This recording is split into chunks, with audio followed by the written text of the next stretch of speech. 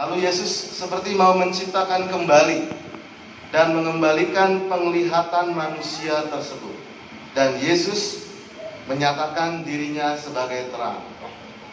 Paulus dalam surat kepada jemaat di Efesus mengatakan, saudara-saudara, memang dahulu kamu adalah kegelapan. Gelap ya, hidup dalam kegelapan, buta dan tidak bisa melihat. Belum tentu orang yang matanya baik bisa melihat. Karena orang-orang Farisi buta. Matanya baik tapi buta. Tidak bisa melihat Yesus ada di depannya sebagai Mesias atau utusan Allah. Ketika Yesus menyembuhkan orang yang buta pada hari Sabat, mereka mulai keras dengan hukum. Hari Sabat julid kan? Julid, nyinyir. Ada aja nih orang-orang begini ya, yang gak bisa melihat kehadiran Tuhan, gak bisa ikut berbahagia orang disembuhkan, gak bisa melihat karya Tuhan diwujud nyatakan dalam diri orang yang sakit. Bukannya ikut bersuka cita ada orang sakit yang disembuhkan, malah cari-cari kesalahan ya. Matanya bisa melihat, tapi hatinya gelap, pikirannya gelap, gak bisa melihat karya Tuhan. Saudara-saudara, dahulu kamu adalah kegelapan, tetapi sekarang kamu adalah terang di dalam Tuhan. Sebab itu hiduplah sebagai anak-anak terang, karena terang hanya berbuahkan kebaikan, keadilan dan kebenaran. Ujilah apa yang berkenan kepada Tuhan.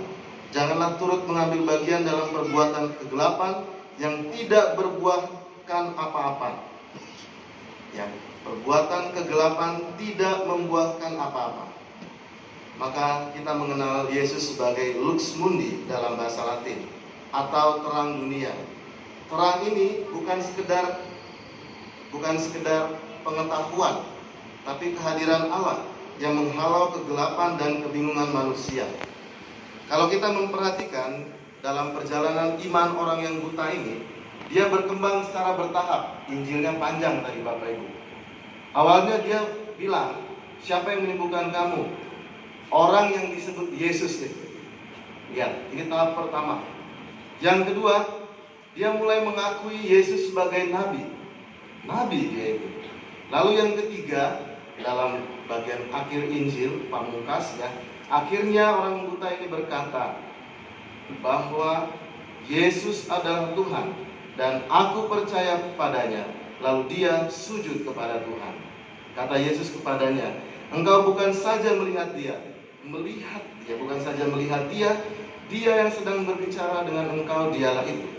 Kata orang itu, aku percaya Tuhan. Lalu ia sujud menyembah Yesus.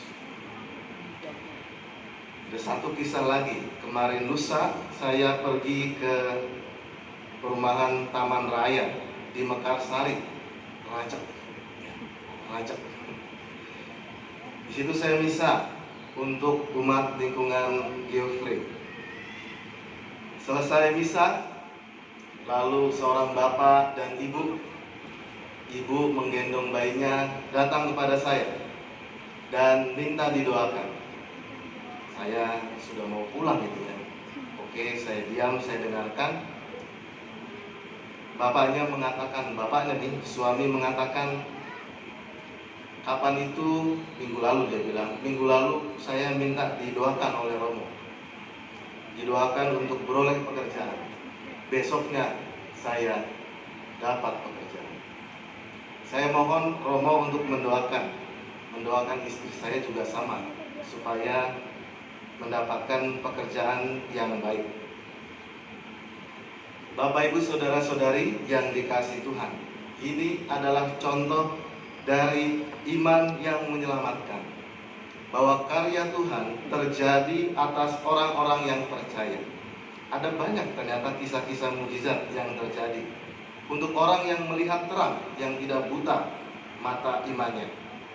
Saya mendapat WA dari seseorang, Romo, teman saya dia nitip doa untuk digantung di pohon saat perayaan Imlek, pohon mehua. Dia sudah lama menunggu kontrak kerja di luar negeri, di suatu negara, di Jepang. Dan dia menuliskan doanya di dalam kertas itu, digantungkan di pohon pengharapan agar diberkati dan didoakan oleh imam. Besok siang, ini true story, bukan halu ya, bukan drama, tapi fakta. Besok siangnya teman saya ini memberikan kabar bahwa di kantor tiba-tiba datang utusan dari Jepang untuk menaikkan kontrak kerjasama. Wah, betapa kagetnya dia. Doa yang digantung di pohon pengharapan membawa sukacita di kantornya. Dan apa yang dia doakan dengan kepercayaan, apa yang dia doakan dengan iman, bahwa dia percaya pada Tuhan Allah Maha Kuasa dan penyelenggara kehidupan, itu kemudian terjadi seperti apa yang dipercaya. Bapak Ibu, saudara-saudari yang dikasihi Tuhan, jadilah padamu seturut yang engkau percaya. Jadilah padamu seturut yang engkau imani.